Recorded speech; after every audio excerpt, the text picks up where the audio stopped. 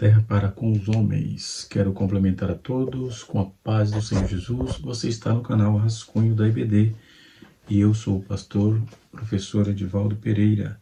Nesta oportunidade, estaremos comentando a lição da classe dos jovens. Estamos estudando essa revista aqui, e nesta oportunidade estaremos comentando a lição de número 5. O título geral da nossa lição é Na Cova dos Leões, exemplo de fé e coragem de Daniel para testemunho cristão em nossos dias. É uma lição muito rica e eu tenho aqui um materialzinho simples, mas muito contundente com respeito a essas temáticas, né? Tenho aqui esse material, dentre outros livros, né, que vamos estar, onde eu elaborei a minha aula, mas vou trabalhar muito essa questão dos mapas. Está aqui, ó, porque vai trabalhar esse sonho de Nabucodonosor. O livro, a lição é baseada nisso, né? Nós vamos trabalhar bem essa questão. Outra situação, o simbolismo dos 4 seres viventes, lá em Apocalipse 4, tá certo? Mas a situação é o sonho de Nabucodonosor, no capítulo 2 de Daniel, ok? Qual o significado do sonho de Nabucodonosor, certo? O título da nossa lição de número 5, da classe dos jovens, e eu reputo que essa lição está melhor do que a dos adultos. Ela traz um pouco mais de meios para a gente se esforçar um pouco mais, buscar um pouco mais, né? Nós temos aqui o tópico de número 1, o sonho perturbador do rei. Temos o tópico de número 2, a conduta de Daniel e a interpretação do sonho. E o tópico de número 3, nós temos aqui a revelação de Deus em tempo de secularismo, tá certo? Vamos trabalhar essa proposta dentro da visão bíblica, ok? Proposta aqui para nós, certo? Então nós vamos observar que o sonho de Nabucodonosor é um dos temas que mais desperta curiosidade entre os cristãos, né? Ao estudar o livro de Daniel, né? Também indico o livro do pastor Severino Pedro, da Casa Publicadora das Assembleias de Deus, a nossa Assembleia de Deus, a nossa CPAD, né? E que tem um livro do pastor é muito interessante, do pastor já de saudosa memória, nosso pastor Severino Pedro, né? O título da nossa lição, vamos aqui para o título propriamente dito da nossa lição, nos diz assim: o título da lição 5, será ministrado no próximo dia 4. A revelação de Deus confronta o secularismo. Mas o que é secularismo? O que é secularismo? Vamos ver o que é secularismo, né? Dentro do nosso dicionário aqui, vamos observar direito o que é secularismo, certo? Secularismo significa o conceito de defender a liberdade, aceita ou não, em uma religião, garantindo o livre exercício de todos os cultos, que também implica aí que ninguém pode ser obrigado a respeitar dogmas e normas religiosas, né? No dicionário Aurélio, né, nós temos aqui o significado: o sistema que não assume a influência da religião no destino dos homens. É o sistema político que separa a religião do Estado e das instituições governamentais. Doutrina de acordo com a qual os elementos religiosos devem ser excluídos de ambientes escolares e público. Então, isso tem acontecido no mundo em larga escala. Isso é um perigo, né? Sistema que ainda define o dicionário assim: sistema ético que não aceita a influência da fé ou da devoção religiosa, pautando-se somente em fatos ou experiência resultante da vida presente, né? Nós temos a etimologia da palavra secularismo, é secular com mais o ismo, né? E nós vamos trabalhar em cima dessa premissa, né? Desse contexto. Então nós vamos ver, primeiro, O sonho vai ser pautado no sonho de Nabucodonosor. Nós temos uma tabelinha, e eu mostrei logo no início do vídeo, a questão da nossa tabela sobre o sonho de Nabucodonosor. O cumprimento da interpretação de Daniel, capítulo 2, versículo 24 a 45, que representa os quatro reis que dominaram como potências mundiais, reconhecendo como Império Babilônico, Império Medo-Persa, Império Grego e Império Romano. Todos esses subjugaram e chegaram ao fim pelo reino de Deus, né? E continuará para sempre, né?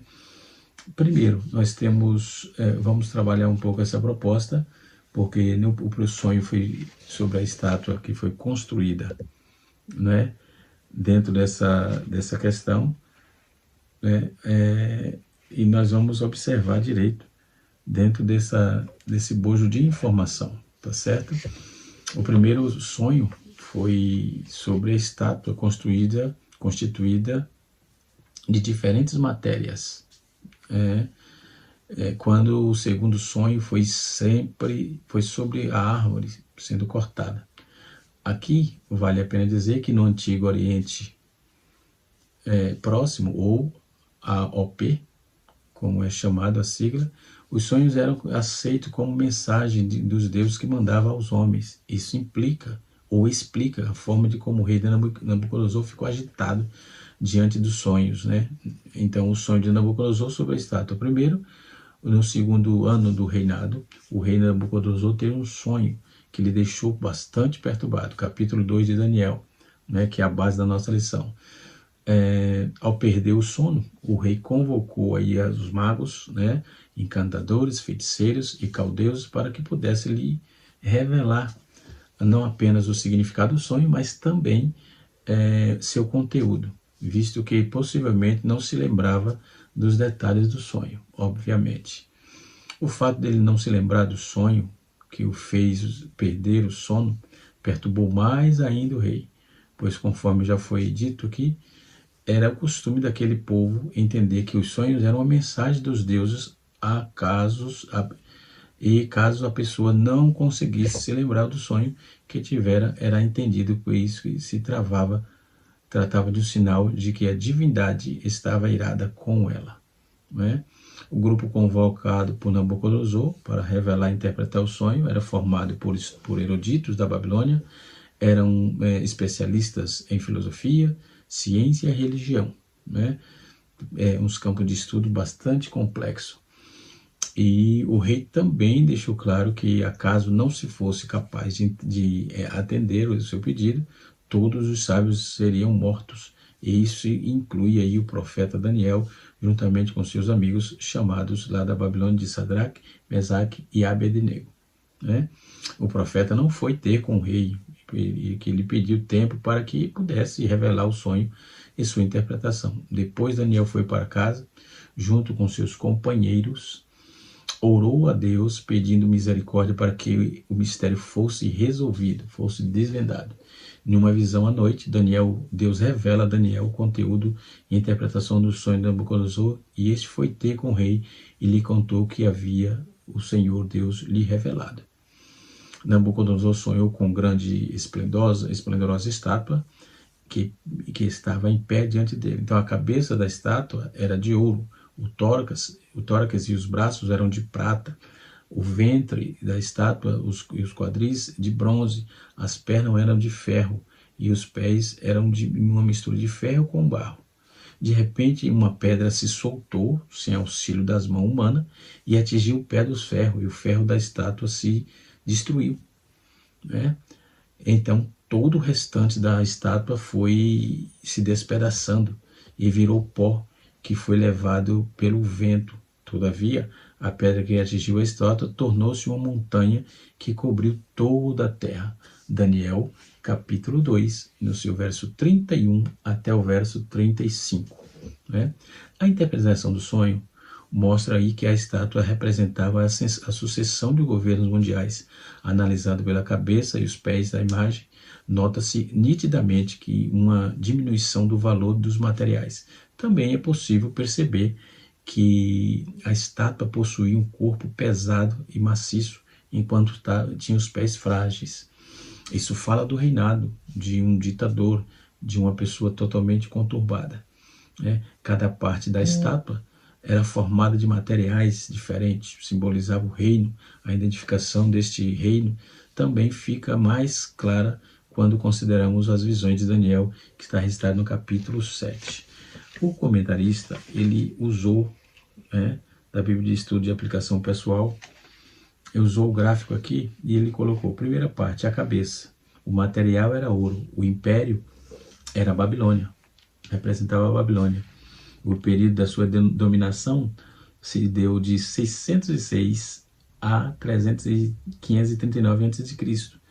Depois, a outra parte era os braços e o peito de prata. Significava o Império Medo-Persa, que se teve dominou de 539 a 331 a.C. Depois nós temos a terceira parte, que é ventre e coxa. O material era bronze e representava o Império Grego, que dominou de 331 a 146 a.C. Depois nós temos o último aqui, a quarta parte, que é pernas e pés. O material era ferro e barro. E o império representava o Império Romano, que dominou de 146 a 476. O texto em apreço nos diz assim: no segundo ano do rei Nabucodonosor, teve Nabucodonosor sonhos, ou seja, foram mais de um. E seu espírito se perturbou e passou-lhe o sono. E o rei mandou chamar os magos, os astrólogos, os encantadores e os caldeuses, que declararam-se ao rei que tinha sido sonho, e eles vieram se apresentar diante do rei. E o rei lhe disse: tive um sonho, e para saber o sonho, estava perturbado em espírito. Os caldeus disseram ao rei em siríaco: ó rei, vive eternamente, diz o sonho, teus servos daremos interpretação. Então respondeu o rei, disse aos caldeus: o que foi que tem me escapado? Se me não fizerdes saber o sonho, a sua interpretação sereis despedaçados, e as vossas casas serão feitas em monturo. Então tudo era sob ameaça.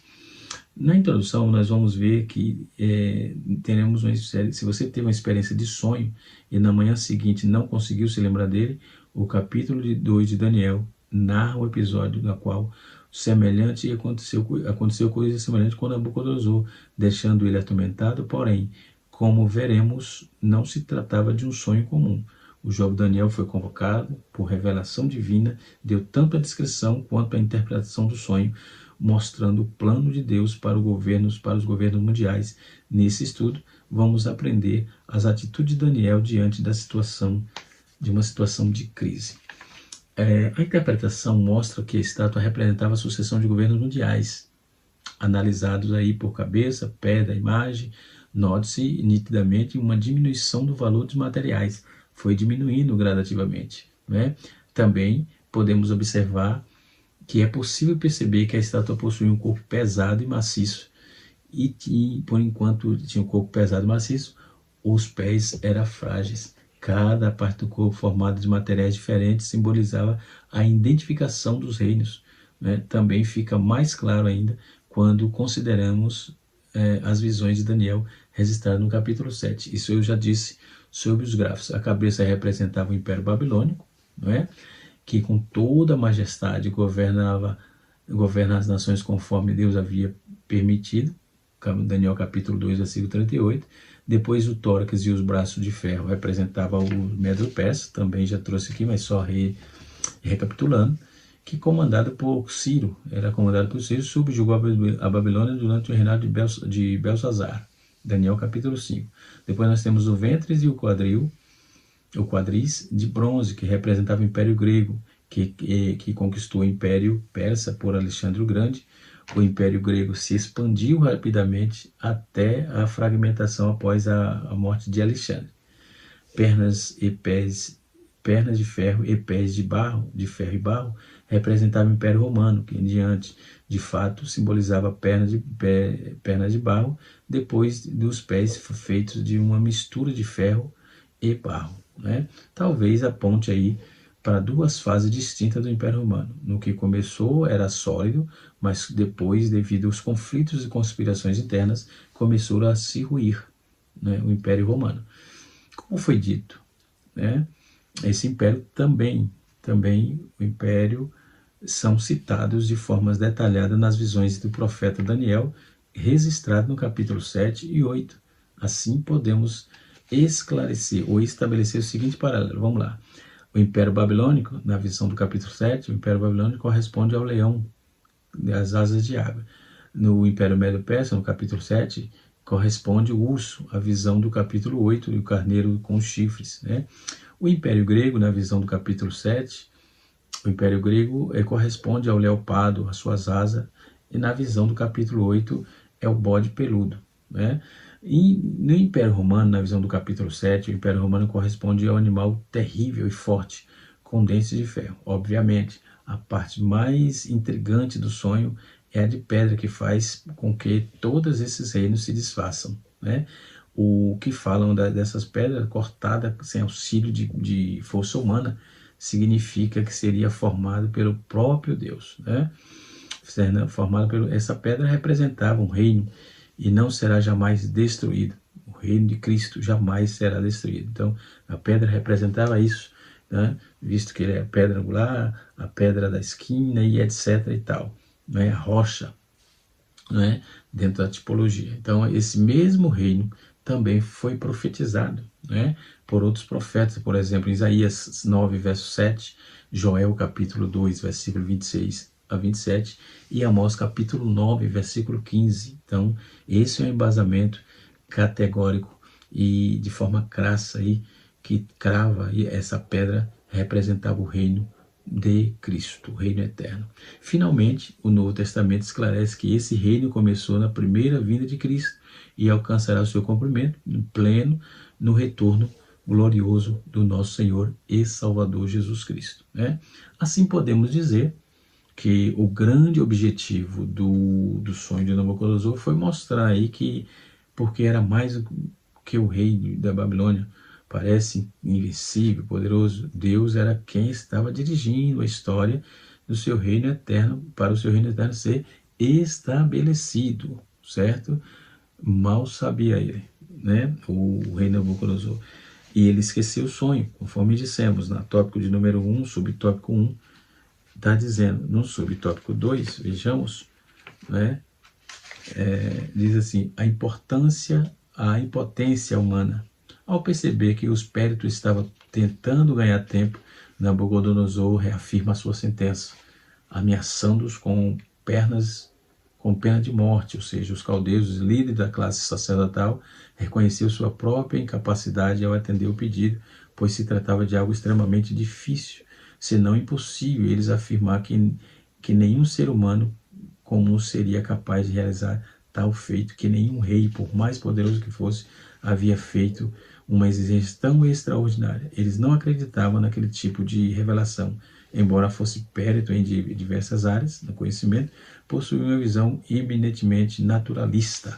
E quem é naturalista não vai entender nada do que está pautado no espiritual, né? Podemos observar, durante o 43º ano do rei Nabucodonosor, ele teve um sonho, o qual também foi interpretado por Daniel, enquanto o primeiro sonho, registrado no capítulo 2, ocorreu no segundo ano do reinado. Durante o período da afirmação do reinado do próprio rei babilônico, né? Em Daniel capítulo 4, ele era o rei frente do império, né? O mais poderoso da terra, mas ainda assim ele não poderia ser páreo para o Deus de Israel. O rei da Babilônia teve um sonho, onde era visto uma grande árvore formosa, frutífera, né? Que com altura que chegava até o céu e servia de abrigo para os pássaros e seres viventes.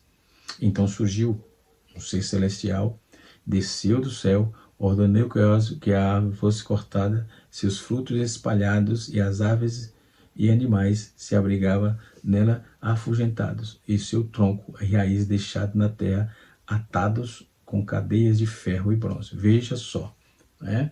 Então ela seria molhada de orvalho do céu, e sua porção seria com os animais e com as ervas da terra. Seu coração também deveria ser mudado, o coração de um homem para coração de animal.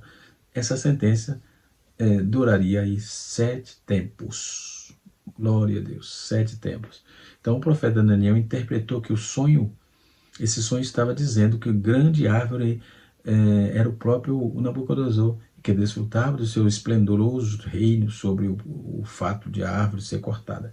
Isso significava que o reino seria expulso dentre os homens, e faria morada dos animais do campo, comeria junto com os bois da erva da terra, até que passasse 7 tempos, ele reconhecesse que o Altíssimo tem domínio sobre os reinos dos homens e dá a quem quer. Quanto ao tronco protegido por cadeais de ferro e bronze, significava que o seu reino estaria preservado, ele seria devolvido após 7 tempos. Muitas pessoas especulam sobre a verdadeira duração dessa expressão 7 tempos. Porém, a Bíblia não esclarece, né, de forma explícita. Todavia, é amplamente aceito pelos estudiosos que cada tempo representaria um período de um ano. Nabucodonosor foi aconselhado pelo profeta Daniel a se arrepender de seus pecados, para deixar sua arrogância, soberba, que talvez Deus tivesse misericórdia dele e lhe prolongasse sua tranquilidade. Daniel capítulo 4, verso de número 27. Porém, 12 meses, após 12 meses, quando passeava pelo palácio, se gabava da grande Babilônia que havia construído, Deus fez cair sobre ele a sentença que havia anunciado. E ele passou a ser comportado como um animal selvagem. Algumas pessoas equivocadamente acham literalmente que Nabucodonosor virou animal. Não é? Mas a interpretação correta é que ele foi acometido por um período de loucura, que pensava ser um animal. Passando 7 tempos, o reino redobrou o entendimento, reconheceu o poder e a majestade do verdadeiro Deus que governava o universo. Isso está em Daniel, capítulo 4, versículo 34 a 37. O objetivo desse sonho foi anunciar a humilhação do rei da Babilônia diante do Deus Altíssimo. Não tem muito o que discutir sobre isso. No tópico do número 2,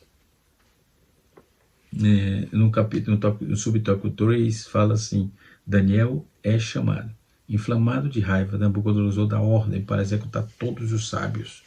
Nesse momento, Daniel e seus companheiros, embora não ocupassem posições de destaque entre aqueles que podiam ser condenados à morte, imagine a situação desses jovens diante de uma crise iminente em que as suas vidas estavam em perigo e que passaria em suas mentes, Uma coisa é certa, eles não entraram em pânico. Mesmo cientes do risco, eles não permitiram que o medo exagerado paralisasse e o dominasse. Podemos observar, dentro do dicionário teológico aqui, eu quero trazer um pouquinho dessa questão.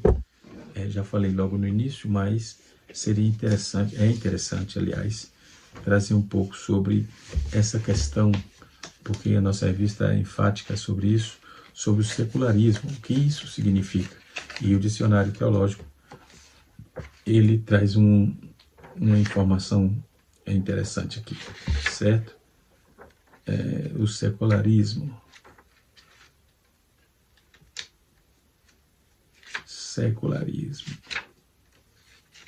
Deixa eu achar aqui. Secularismo. Achei. Secularismo, do latim é seculum, mais ismo. Então, a doutrina que ignora os princípios espirituais da condução dos negócios humanos. O secularismo, ou materialismo, tem o homem, e somente o homem, como medida de todas as coisas. Pode ser considerado sinônimo de humanismo também. Então, é isso que deu ruim para quem pensa secularmente, só secularmente. No tópico de número 2, fala da conduta de Daniel e a interpretação de sonho. Chegou a hora deles serem chamados. E Daniel, a atitude de Daniel tomar conhecimento da sentença, Daniel adota algumas medidas para lidar com a situação. Em primeiro lugar, ele compreende, ele busca compreender melhor o que estava acontecendo. Não se precipite, atenta para o que está acontecendo, para que você tire conclusões corretas. E a primeira atitude de Daniel, ele foi compreender como é que estava o que estava acontecendo, usando sabedoria e bom senso, com Arioque, por exemplo, que era oficial do rei. E em segundo lugar, ele veio ao rei solicitar mais tempo. Capítulo 2, verso 16. Nem sempre as questões se resolvem rapidamente, tá? Temos que pensar, certo? Nem sempre Deus age de imediato. Além disso, o fato de o pedido ter sido aceito demonstra que Daniel era uma pessoa de palavra e não estava simplesmente adiando aí o problema. Em terceiro lugar, ele compartilha a situação com seus amigos. Então você precisa compartilhar com alguém que está do seu lado. Você precisa, jovem, sentar com alguém que vai somar, está contigo na guerra. Capítulo 2, verso 17 e 18. Isso destaca a importância de termos amigos, não apenas para momento de diversão, mas também para intercessão, o apoio mútuo. Né? Em quarto lugar, eles oram pedindo misericórdia. Então os jovens estudantes pedem a intervenção divina. Você pode entender a importância desse ato. Em vez de desespero, ele se volta para o Senhor, reconhecendo que somente Ele é capaz de salvá-lo. A oração do justo pode muito ter seus efeitos, conforme está escrito em Tiago, capítulo 5, verso 16. Deus atende à oração daqueles jovens. Né? Esta oração dos jovens, Deus revelou o mistério a Daniel em uma visão durante a noite, e a seguir testemunhamos as nobres características desses jovens exemplares. Primeiro, gratidão. A primeira atitude de Daniel foi expressar sua gratidão ao Senhor, reconhecendo e exaltando a sabedoria, a bondade do grande Deus. Capítulo 2, versículo 20 ao versículo 23. Depois ele fala da bondade ao comunicar a revelação oficial encarregada. Daniel intercede pela vida de todos os sábios da Babilônia. Né? Então ele teve bondade, mesmo que eles sábios sendo de forma controversa, mas eram pessoas, né? Ele demonstra generosidade, não age de forma egoísta ou traiçoeira, mesmo em relação aos incrédulos, como crentes não devem retribuir o mal com o mal. Daniel teve humildade. Daniel, diante do rei, fez questão de enfatizar que há um Deus nos céus que é capaz de revelar todos os segredos. Então, primeiro, ele não se vangloriou. Segundo, primeiro, ele exaltou o Senhor. Segundo, ele não se vangloriou. Então, jovem, nada é sobre você, não é sobre você, é sobre o plano de Deus. Não é sobre os seus pensamentos, é sobre Deus na sua vida. Não é sobre você, é sobre o Senhor, está certo? É Ele que está no comando, Ele que coordena, Ele que sabe tudo. Então, ele teve humildade suficiente. Pelo contrário, ele não foi superior a nada, ele retribuiu tudo isso, atribuiu o mérito a Deus, a fim de que o rei possa compreender o significado. Aí Daniel compartilha a descrição do sonho do rei, que envolvia a estátua assustadora. A estátua tinha cabeça de ouro puro, feito de braço de prata, ventre de quadris de bronze, pernas e pés, conforme já dissemos, né? E ainda ajuda com... e o texto diz que subitamente a pedra aparece sem ajuda de mãos humanas, né? E atinge os pés da estátua, fazendo com que se despedaçasse completamente. Então a pedra transforma uma grande montanha, e ele preenche toda a terra, ela preenche toda a terra. Cada parte dessa estátua representava um reino diferente. Então Daniel, após essa explicação, o rei reconhece, né, a veracidade. E por fim, Daniel diz assim: a pedra por fim destrói a estátua, simbolizava o reino de Deus, ele é eterno e jamais terá fim. Após a explicação, o rei reconhece a veracidade da revelação, diz que Deus dos jovens hebreus é o Deus dos deuses, conforme ele confessa no capítulo 2, versículo 47, está escrito. Além de presentear Daniel, e o pôs como governador de toda a província da Babilônia, chefe de todos os sábios, os servos de Deus, pode alcançar posições de destaque na sociedade pela excelência de seus trabalhos e obediência ao Senhor. Né? No tópico de número 3, para finalizar, a revelação de Deus em tempo de secularismo, a infalibilidade da palavra. Um dos ensinamentos desse episódio é que a palavra de Deus não falha. Estamos diante de uma das mais notáveis profecias que se cumpriu dentro de uma visão bíblica, né? Nós vamos observar, se cumpriu na história, numa referência dos impérios, e vieram logo depois o Império Babilônico, o Império Medo-Persa, o Império Grego, Império Romano, muitos anos depois, no capítulo 7, o próprio Daniel teria uma visão que iria retratar, que eu trouxe essa visão também, logo no meio do vídeo aí. Daniel teria outra visão, né, no capítulo 7, e ele terá uma visão que irá retratar as mesmas realidades históricas da revelação anterior. Depois nós temos o secularismo racionalista. Este é um episódio que coloca em discussão todo o mundo atual. Existe um tipo de revelação além da razão. O processo de secularização, conforme eu já trouxe aqui o significado, né, é iniciado a partir do iluminismo, procura afastar a religião da esfera pública, do seu cerne, que está no secularismo, uma ideologia da parte da descrença, da revelação divina, de verdades aos seres humanos, né? Estando somente os elementos fornecidos pela razão, esta perspectiva adotada por ateus e céticos que insiste em desprezar a fé sobre o entendimento de um universo, de um sistema fechado que causa efeitos sem espaço para o sobrenatural, né? E a revelação sobrenatural em ação. Então, antes de tudo, acreditamos em um Deus que se revela seus planos ao homem que seja de forma geral, ou seja, em especial incluindo sonhos, visões. O favor de Deus sobre a vida do profeta mostra que a fé bíblica sabe conciliar revelação sobrenatural com a razão, como observa aí John Lennox, por exemplo. Deus se revelou o assunto a Daniel e não surpreendeu o uso da razão dos jovens, de maneira nenhuma, né? E assim sucessivamente. Nós temos aqui informações muito interessantes sobre esse contexto, né? E nós podemos ver que as lições que tiramos dessa questão aí, o que representa tudo isso, o que Deus trataria com aquele povo, né? E assim sucessivamente, com aquele povo não, com aquele rei, e consequentemente também o povo, né? Nós podemos observar que dentro dessa visão contextualizada, nós podemos ver que nós temos primeiro, dentro do conceito da história da humanidade, nós temos 156 palavras infalíveis dentro disso aí.